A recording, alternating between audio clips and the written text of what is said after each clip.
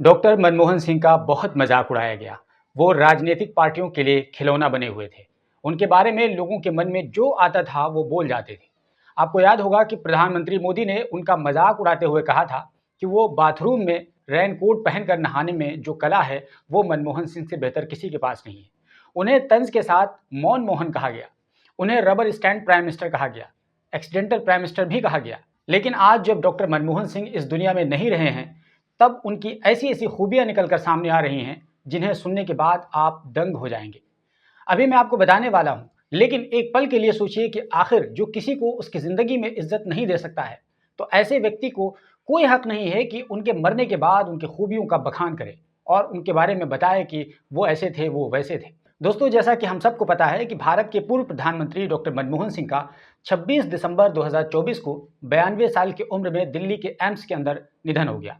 और आज जब हम ये वीडियो रिकॉर्ड कर रहे हैं यानी 28 दिसंबर को, तो उन्हें पूरे राष्ट्रीय सम्मान के साथ दिल्ली के नगमबोध घाट में इस दुनिया से आज के रोज अलविदा कह दिया गया। लेकिन डॉक्टर मनमोहन सिंह के बारे में आइए इस वीडियो में तसल्ली के साथ जानते हैं कि आखिर डॉक्टर मनमोहन सिंह की शख्सियत कैसी थी और उन्हें किस तरह याद किया जाना चाहिए। तो इसके लिए आज से करीब 100 साल पीछे चलते हैं, जब भारत में आज़ादी की चारों तरफ लहर चल रही थी। गांधी जी, सरदार पटेल, पंडित जवाहरलाल नेहरू, मौलाना आज़ाद, हसरत मोहानी, बरकतुल्लाह भोपाली, इस जैसे हजारों लोग आज़ादी की गूंज चारों तरफ फैलाए हुए थे। और इसी दौरान समय था 1930 का, जब गांधी जी ने दांडी मार्च निकाला था, नमक सत्याग्रह किया था। और उसके 2 साल बाद 1932 में जब कांग्रेस और उसके सहयोगी दलों को अंग्रेजों ने अवैध घोषित कर दिया था, तब इसी साल 1932 में 26 सितंबर को एक बच्चे की पैदाइश होती है। तब किसी को क्या पता था कि यही बच्चा आगे चलकर आज़ाद भारत का प्रधानमंत्री बनने वाला था। पैदाइश के बाद घर वालों ने बच्चे का नाम मनमोहन रखा और सिख समुदाय में होने की वजह से उनके नाम के आगे सिंह भी जोड़ा गया और इस तरह पूरा नाम बना मनमोहन सिंह। लेकिन उस जमाने में उनके गांव के दोस्त उन्हें मोहना कहकर बुलाते थे। आज जब वो इस दुनिया में नहीं रहे, तो उनके वो साथी जो अभी तक जिंदा हैं, उन्होंने जब ये खबर सुनी तो कहा कि अब हमारा मोहना कभी अपने गांव नहीं आ पाएगा। जिस इलाके में डॉक्टर मनमोहन सिंह की पैदाइश हुई थी, वो इलाका पंजाब सूबे का एक हिस्सा था, लेकिन अब वो पाकिस्तान में चला गया है। मनमोहन सिंह के गांव का नाम गाह है, जो अभी भी उसी नाम से जाना जाता है। ये गांव पाकिस्तान के जिला चकवाल में पड़ता है। यहाँ मनमोहन सिंह ने 15 साल का समय गुजारा, लेकिन 1947 में जब पाकिस्तान का बंटवारा हुआ और दोनों तरफ से बड़ी संख्या में लोग इधर से उधर जा रहे थे, यानी बड़ी संख्या में मुसलमान भारत से पाकिस्तान की तरफ चले गए और बहुत से गैर मुस्लिम पाकिस्तान से भारत की तरफ आ गए, भारत की सरहद में। तो इसी कड़ी में मनमोहन सिंह भी अपने परिवार के साथ पाकिस्तान से हिजरत करके भारत के पंजाब में आकर आबाद हो गए। लेकिन पाकिस्तान से आने से पहले मनमोहन सिंह ने अपनी इब्तदाई तालीम अपने गांव के एक सरकारी स्कूल में हासिल की थी। और दिलचस्प बात यह है कि उस गांव के लोगों ने मनमोहन सिंह की यादों को आज तक संभाल कर रखा है। उस मौके पर जब साल 1938-39 का ज़माना था, तब मनमोहन सिंह सेकंड क्लास के स्टूडेंट थे और उनकी सारी तालीम उस वक्त उर्दू में हुई थी।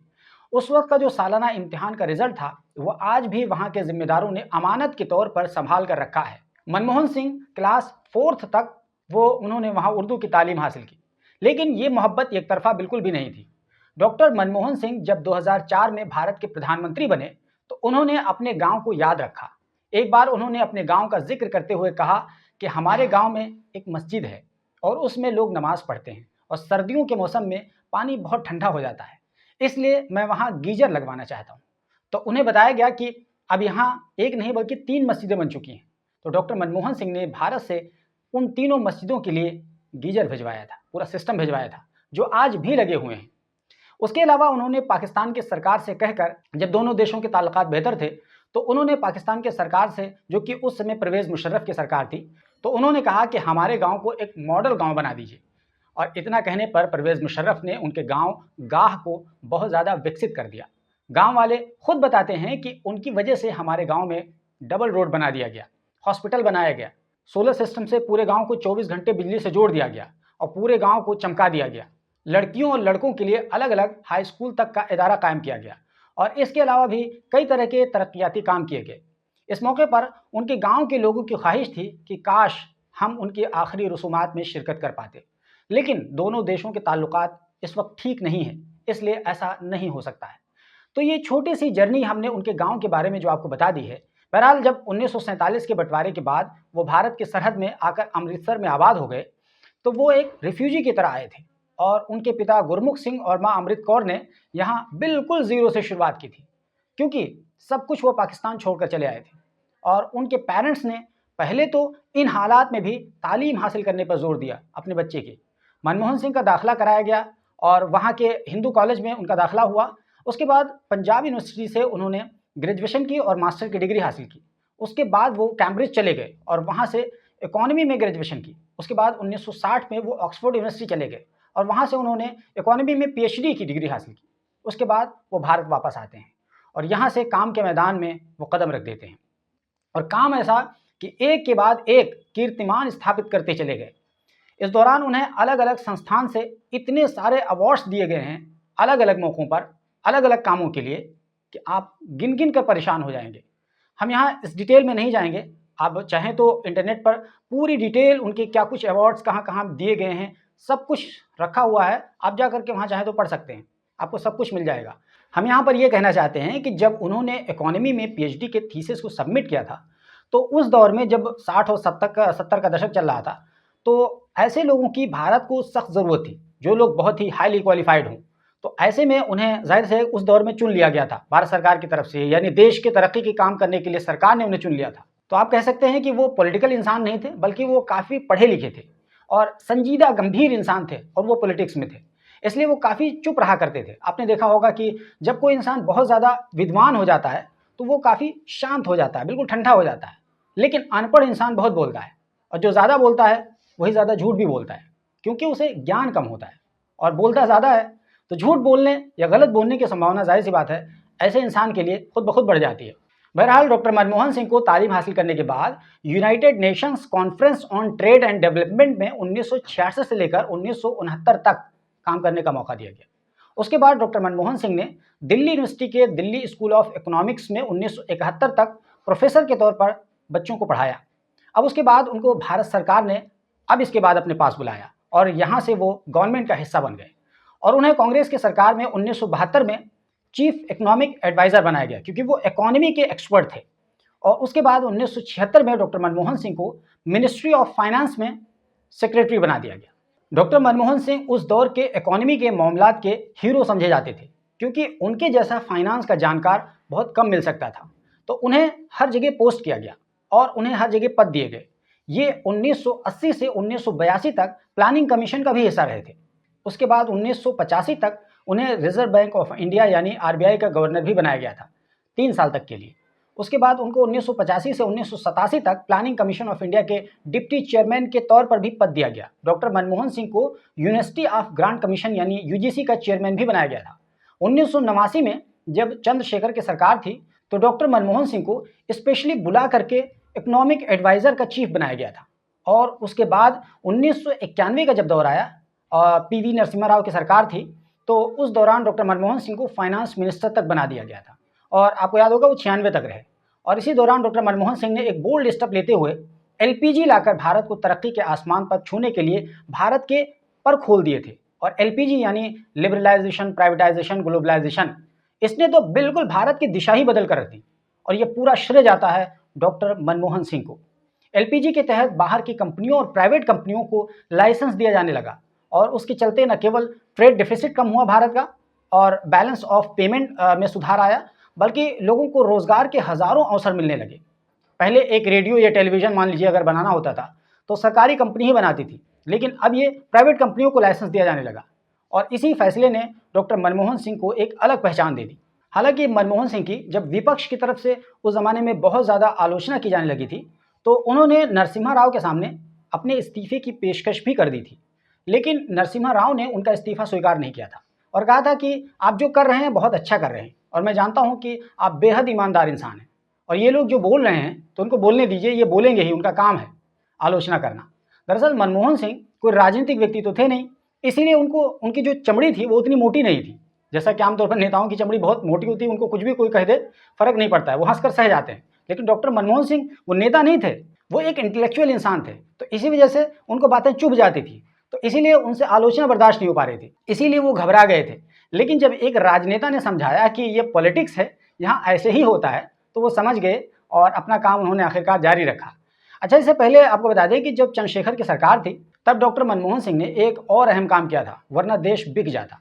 हुआ कुछ यूँ था कि उस समय फॉरेन रिजर्व की काफ़ी कमी हो गई थी हमारे देश में, और उसके चलते कच्चा तेल और दूसरी चीज़ें जो भारत में लाई जाती थी, ज़ाहिर है उसका खरीदना मुमकिन नहीं हो सकता था। कहा जाता है कि केवल 15 दिन का ही फॉरेन रिजर्व बचा था। तो ऐसी इमरजेंसी की हालत में भी डॉक्टर मनमोहन सिंह याद आए और उन्होंने अपने विजन और अपनी समझदारी और अपने सूझबूझ से इस हालत से देश को बाहर निकाला। उन्होंने अपने देश का सोना बैंक ऑफ स्विट्जरलैंड में गिरवी रखा था और वहाँ से उन्होंने पैसा उठाया था, और उसके बाद कुछ और जब पैसे कम पड़े तो इंटरनेशनल मॉनेटरी फंड से भी उन्होंने पैसा हासिल किया था। ये कैसे कुछ हासिल किया था, ये पूरी एक डिटेल है, इस वक्त हम उसमें नहीं जाएंगे, लेकिन इतना समझ लीजिए कि किसी तरह करके डॉक्टर मनमोहन सिंह ने देश की न केवल लाज बचाई, बल्कि अपनी सूझबूझ की बदौलत देश को इतने बड़े क्राइसिस से निकाला।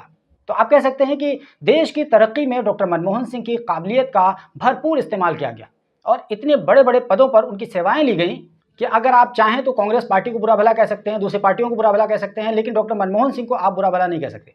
उनको बुरा भला कहने का किसी को अधिकार नहीं है। लेकिन उन सब के बावजूद उनको प्रधानमंत्री मोदी ने रैन कोट पहनकर नहाने वाला प्रधानमंत्री बताया था, उनका कहकर के ये मजाक उड़ाया था। बहरहाल जब 2004 का ज़माना आया और इस चुनाव में कांग्रेस की अगुवाई में यूपीए को जीत मिली, तो सोनिया गांधी ने डॉक्टर मनमोहन सिंह को प्रधानमंत्री बनाकर सबको चौंका दिया। एक तो ये कि उस समय हर कोई ये उम्मीद कर रहा था कि सोनिया गांधी प्रधानमंत्री बनेगी, लेकिन उन्होंने एक तीर से कई सारे शिकार खेले। एक ये कि एक सिख को प्राइम मिनिस्टर बनाकर 1984 का दाग अपने सर से धोने की कोशिश की, और दूसरा कारण ये था कि राहुल गांधी के आगे के लिए यही ठीक था, वरना कोई दूसरा होता तो शायद राहुल गांधी के लिए आगे का रास्ता मुश्किल हो जाता। यहाँ मैं अपने आप को भी थोड़ा सा इस चुनाव से जोड़ करके देखना चाहता हूँ। 2004 के चुनाव से, पहली बार 2004 का चुनाव था जब हमने चुनाव में हिस्सा लिया था और पहली बार वोट डाला था, और मैं इस बात को कन्फेस करता हूँ कि हमने वो वोट गोंडा में बीजेपी के लिए डाला था, और बीजेपी के एक कैंडिडेट के लिए, यानी हमने जो पहला वोट डाला था अपनी ज़िंदगी का वो बीजेपी के लिए डाला था। और जाहिर है कि ये तमाम चीज़ें हमें उसके बारे में पता नहीं थी, तो हमने घनश्याम शुक्ला नाम के एक लोकल प्रत्याशी जो गोंडा से खड़े हुए थे उनको वोट किया था। दरअसल हम पढ़ रहे थे तो हमारे जो टीचर थे वो बीजेपी से एसोसिएटेड थे, तो उन्होंने एक तरीके से हम लोगों का इस्तेमाल किया, और जितने भी स्टूडेंट्स थे खुद उन्होंने डाला बीजेपी को और हम सबको डलवाया, 200-300-400 जो बच्चे पढ़ रहे थे। तो इस तरीके से हम पहली बार चपेट में आकर के बीजेपी को हमने वोट किया था। हालांकि बात और सी थी कि जिस दिन वोट पड़ा था उसी दिन घनश्याम शुक्ला की मौत हो गई थी एक रोड एक्सीडेंट में। तो आप ये कह सकते हैं कि हमारा जो ट्रैक रिकॉर्ड रहा वो बड़ा गड़बड़ रहा। आज तक हमने इतिहास रहा है कि जिसको भी वोट दिया है वो जीता नहीं, वो हार गया, और एक बंदा तो मर ही गया। तो थोड़ा सा ये दिलचस्प पहलू था, तो हमने सोचा कि अपने बारे में भी लगे हाथों आपको बता देते हैं। बहरहाल जब 2004 का ज़माना आया और कांग्रेस ने यानी सोनिया गांधी ने डॉक्टर मनमोहन सिंह को प्रधानमंत्री बनाया और उससे कई सारे फ़ायदे हासिल किए, लेकिन इसका ये मतलब हरगिज़ नहीं है कि डॉक्टर मनमोहन सिंह को रिमोट से चलाया गया था। हाँ, इतना तो था कि डॉक्टर मनमोहन सिंह के प्राइम मिनिस्टर के बनने के बावजूद सोनिया गांधी पावरफुल बनी हुई थी। उसकी मिसाल अगर आज की राजनीति से समझें तो क्या कोई भी व्यक्ति, चाहे वो किसी भी राज्य का हो, बीजेपी का मुख्यमंत्री हो या केंद्र का कोई मंत्री हो, क्या कोई मोदी की मर्जी के बिना कोई काम कर सकता है? उसका जवाब है नहीं। तो क्या ये कहा जाएगा कि सारे बीजेपी के मुख्यमंत्री रबर स्टैंप हैं, सभी मंत्री रिमोट पर काम करते हैं? तो ये कोई नहीं कह सकता है। और अगर कोई ये कहता है कि फला मुख्यमंत्री वो काम करते हैं जो मोदी नहीं चाहते, तो या तो वो बहुत मासूम है या फिर वो बीजेपी का कोई बहुत ज़रूरत से ज़्यादा समझदार व्यक्ति होगा, वरना इसके अलावा इस तरह की बात कोई नहीं कह सकता है। तो पार्टी इसी तरह चलती है भाइयों बहनों। अब इसको कोई कहना चाहे कि मनमोहन सिंह सोनिया गांधी के रिमोट पर चलते थे, तो यही बात आपको मोदी के बारे में भी कहना पड़ेगा। लेकिन डर बहुत बड़ी चीज़ है, आज कोई मोदी के बारे में ये कह ही नहीं सकता है, क्योंकि अगर कोई ऐसा कह देगा तो उसके घर ईडी और सीबीआई का दावतनामा पहुंच जाएगा। बहरहाल सीबीआई से याद आया कि मोदी की सरकार ने डॉक्टर मनमोहन सिंह के घर पर भी सीबीआई को भेज दिया था, जबकि डॉक्टर मनमोहन सिंह की ईमानदारी के सभी लोग कायल हैं। खैर, मनमोहन सिंह 2004 से लेकर के 2014 तक यानी 10 सालों तक प्रधानमंत्री रहे, और उस दौरान उन्होंने कई सारे अहम कानून बनाए। उनमें सूचना का अधिकार, जिसको राइट टू इन्फॉर्मेशन एक्ट, जिसके ज़रिए एक आम आदमी भी प्रधानमंत्री से भी ये पूछ सकता है कि आपने हमारे पैसे का इस्तेमाल कैसे किया और कहाँ किया। लेकिन फिलहाल इस सूचना के अधिकार कानून को भी कमज़ोर किया जा रहा है। इसी तरह डॉक्टर मनमोहन सिंह ने आधार कार्ड का जो कानून था उसको ला करके पूरे देश के लोगों की डिटेल को एक नए तरीके से एक जगह इकट्ठा किया। हालांकि उस समय बीजेपी आधार का ज़बरदस्त विरोध कर रही थी, लेकिन आजकल देखिए कि आधार को बीजेपी ने इस तरह लागू कर दिया है कि बिना आधार के आप सांस तक नहीं ले सकते।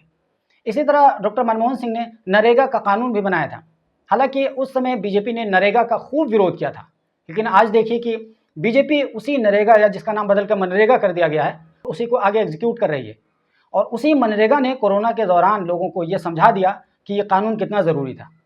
इसी तरह जीएसटी को देखिए, इसको लागू किए जाने की बात थी तो बीजेपी ने उसका ज़बरदस्त विरोध किया था, लेकिन आज देखिए कि जीएसटी बीजेपी के लिए एक संजीवनी की बूटी साबित हो रही है। और निर्मला सीतारमण जब चाहती हैं किसी भी चीज़ पर जीएसटी लगाकर हंगामा मचा देती हैं, खूब पैसा इकट्ठा करती हैं। इसी तरह राइट टू एजुकेशन भी देख लीजिए, डॉक्टर मनमोहन सिंह की ये एक नीति का हिस्सा थी और उन्होंने 2009 में राइट टू एजुकेशन एक्ट का कानून लाया था और ये कहा था कि 6 साल से लेकर के 14 साल की उम्र के हर बच्चे को फ्री में तालीम हासिल करने का पूरा अधिकार है। इसी तरह राइट टू फूड का अधिकार भी डॉक्टर मनमोहन सिंह ने 2013 में ला करके क्रांतिकारी कदम उठाया था, जिसकी जगह पर आज मोदी की सरकार ने उसको दरकिनार करके आज 5 किलो राशन देने का काम शुरू कर दिया। और जब ये काम देखा कि वोट बटोरू साबित हो रहा है तो उसको आगे कंटिन्यू कर दिया। और ये सभी कुछ डॉक्टर मनमोहन सिंह ने किया था। और आज जब वो हमारे बीच से चले गए तो हम उनको एक ऐसे इंसान के तौर पर याद कर सकते हैं जिन्होंने हर हालात में देश की सेवा की, लेकिन कभी भी अपनी ब्रांडिंग नहीं करी, अपने आप को चमकाया नहीं। हमेशा उन्होंने देश को सर्वोपरि रखा। उन्हें टीवी पर दिखने और अखबारों में छपने का कोई शौक नहीं था, जिसको आम भाषा में कहते हैं दिखास और छपास की बीमारी। लेकिन आज बिल्कुल माहौल बदल चुका है। आज तो दिखास और छपास की बीमारी नहीं बल्कि नासूर बन चुका है, वो ख़त्म ही नहीं हो रहा है। मनमोहन सिंह एक बहुत ही सादा इंसान थे। प्रधानमंत्री बनने से पहले उनके पास एक मारुति 800 कार थी, लेकिन जब वो 2004 में प्रधानमंत्री बने तो उन्हें BMW से चलना पड़ गया। जाहिर सी बात है, वो सिक्योरिटी का एक हिस्सा था जिसको वो पसंद नहीं करते थे। उसके बारे में उस समय SPG सुरक्षा के जो अधिकारी थे, असीम अरुण, जो कि अब योगी आदित्यनाथ के मंत्री हैं, उन्होंने अपने एक्स अकाउंट पर इस मौके पर लिखा, उनको याद करते हुए, कि डॉक्टर साहब के पास सिर्फ एक कार थी, एक मारुति 800, जो PM हाउस में चमकती हुई काली BMW के पीछे खड़ी रहती थी। तो असीम अरुण लिखते हैं कि मनमोहन सिंह जी ने मुझे बार बार कहा कि असीम, मुझे इस कार में चलना पसंद नहीं है, मेरी कार ये मारुति है। तो वो कहते हैं कि मैं ये समझाता था कि सर, ये कार आपकी लग्जरी के लिए नहीं है, बल्कि ये आपकी सुरक्षा के लिए है।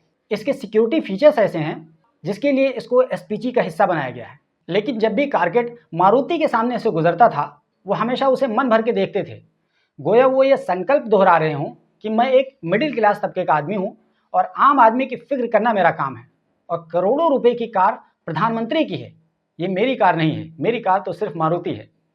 तो ये सम्मान था जो मनमोहन सिंह ने अपने लिए लोगों से हासिल किया था, और ये सादगी थी जिसका हर कोई कायल था। लेकिन आज बिल्कुल उसके उलट है पूरा मामला। पल भर में ड्रेस बदल जाता है, पल भर में चश्मा बदल जाता है, लाखों का सूट जिस्म पर आ जाता है, गोताखोरी का शौक़ फरमाया जाता है, कभी समंदर के किनारे तो कभी टाइगर रिजर्व में फ़ोटोशूट का आनंद उठाया जाता है। और मशरूम वाली बात तो खैर मैं यहाँ नहीं दोहराना चाहूँगा, क्योंकि ये काफ़ी महंगा शौक़ है और इतने महंगे शौक़ की बात करना मेरे बस की बात नहीं है। लेकिन इतना तो ज़रूर है कि कल के प्रधानमंत्री अपने आप को मिडिल क्लास कहते थे और आज के प्रधानमंत्री अपने आप को फ़कीर कहते हैं। इतनी सामान्यता तो ज़रूर है।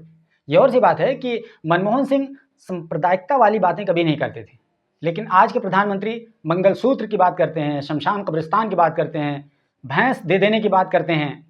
साथ ही कपड़ों से पहचानने का जो हुनर है, वो लाजवाब हुनर है जो केवल प्रधानमंत्री को आता है। इसके अलावा मनमोहन सिंह बहुत कम बोलते थे और काम ज़्यादा करते थे। आज मामला बिल्कुल उसके उल्टा है। मनमोहन सिंह मीडिया के सवालों का जवाब देते थे, लेकिन आज तो पूरी मीडिया ही जेब में आ गई है। अब कौन जवाब मांगेगा, कौन जवाब देगा। मनमोहन सिंह के ज़माने में धरना प्रदर्शन करने की पूरी आज़ादी थी, तभी तो अन्ना आंदोलन हुआ और उसके नतीजे में आपको पता है कि एक पार्टी वजूद में आई और दिल्ली में आकर पूरी तरह से छा गई। लेकिन आज तो धरना वगैरह करने को सीधे एक सर्टिफिकेट दे दिया जाता है कि तुम तो वही हो जो खास से शुरू होता है। किसी को अर्बन नक्सल बता दिया जाता है और धरना स्थल के आने से पहले ही वहाँ पर कील ठोकवा दिए जाते हैं रास्ते पर। आज का ये दौर है। मनमोहन सिंह ने इतनी लंबी सेवाएं इस देश के लिए दी हैं, लेकिन उनके बचपन के बारे में, उनके संघर्ष की कहानी शायद ही किसी को पता हो। लेकिन यहाँ तो फ्री में बचपन की गाथाएं गाई जाती हैं और मगरमच्छ के बच्चे को एक बच्चा ऐसे पकड़ कर लेके आ जाता है जैसे कि मगरमच्छ के माँ और बाप सभी छुट्टी पर गए थे। सोचो कि अगर छुट्टी पर ना गए होते तो आज क्या होता। मनमोहन सिंह इतने ज़्यादा पढ़े लिखे थे और काबिल व्यक्ति थे, और उनकी पढ़ाई लिखाई के बारे में आज से पहले शायद ही किसी को पता होगा। लेकिन आज मामला कुछ ऐसा है कि हर आए दिन डिग्री की सत्यता पर सवाल उठ जाता है। उसके उलट मनमोहन सिंह 30-35 साल तक देश में अलग अलग स्थानों पर वो इकोनॉमी की सेवाएं दे रहे थे, लेकिन दूसरी तरफ 35 साल तक भीख मांगने का रिकॉर्ड भी देखा जा सकता है। एक तरफ मनमोहन सिंह का परिवार इतना गुमनाम था, उनके बारे में ज़्यादातर लोगों को पता भी नहीं है, लेकिन दूसरी तरफ फ़ोटो, कैमरा और एंगल, इस चीज़ का बड़ा खास ख्याल रखा जाता था और अभी भी रखा जाता है। यहाँ तक कि नोटबंदी की लाइन में भी लगा दिया जाता है। मनमोहन सिंह की आलोचना के तौर पर उनके बारे में फिल्म बनाई गई, एक्सीडेंटल प्राइम मिनिस्टर, लेकिन आजकल किसी फिल्मकार की कोई हिम्मत है कि वैसा काम कर सके? और अगर किसी संस्थान यानी जैसे मान लो कि BBC ने कुछ फैक्ट्स के आधार पर गुजरात दंगों के सिलसिले में एक डॉक्यूमेंट्री बना दी, तो BBC की उस डॉक्यूमेंट्री को बैन कर दिया गया। मनमोहन सिंह की विदेश के लोगों से दोस्ती का ये आलम था कि अमेरिका का राष्ट्रपति ओबामा, वो भी डॉक्टर मनमोहन सिंह की तारीफ़ किया करते थे, उसके कदरदान थे। लेकिन जब दूसरी तरफ देखें तो ज़बरदस्ती ओबामा को दोस्त बताया जाता था और कहा जाता था कि हम लोग तो तू तड़ा करके बात करते हैं। दोस्तों, ये चंद ऐसे कंपैरिजन्स हैं जिनको हमने आपके सामने कर दिया, वरना तो इतनी बातें कहने को हैं कि इस छोटे से वीडियो में बताना मुमकिन ही नहीं है, और वीडियो इतना लंबा होने का डर ना होता तो हम बहुत सारी बातें आपसे करते ज़रूर। तो ये था डॉक्टर मनमोहन सिंह का किरदार, और ये थी डॉक्टर मनमोहन सिंह की शख्सियत, जिसने हर समझदार भारतीय के दिल को आज गमगीन कर दिया। लेकिन हर किसी को इस दुनिया से जाना है, इसलिए उन्हें भी जाना था और वो चले भी गए। लेकिन हर किसी के जाने और इस जैसे इंसान के जाने में जो फ़र्क है, वो अंतर है, और उसी अंतर ने हमको मजबूर कर दिया कि हम उनके बारे में इस तरह की चर्चा करें। दोस्तों, कहा जाता है कि ज़िंदगी ऐसी जियो कि दुश्मनों को रश्क हो, और मौत हो ऐसी कि दुनिया देर तक मातम करे। तो डॉक्टर मनमोहन सिंह की शख्सियत ऐसी थी कि दुनिया उन पर देर तक मातम करेगी। बाकी आपको डॉक्टर मनमोहन सिंह को कैसे याद करना है, आप चाहें तो 2 शब्द कमेंट बॉक्स में लिखकर श्रद्धांजलि दे सकते हैं, और अगर आप चाहें तो हमारे चैनल को सब्सक्राइब कर सकते हैं। फेसबुक पर देख रहे हैं तो हमारे पेज को फॉलो कर लीजिए, ताकि समय पर आपको हर तरह की वीडियोस मिलते रहें। यही हमारी कोशिश होती है। बाकी आप हमें इजाज़त दीजिए, मिलते हैं एक नई कहानी के साथ, एक नए वीडियो के साथ, एक नए किरदार के साथ।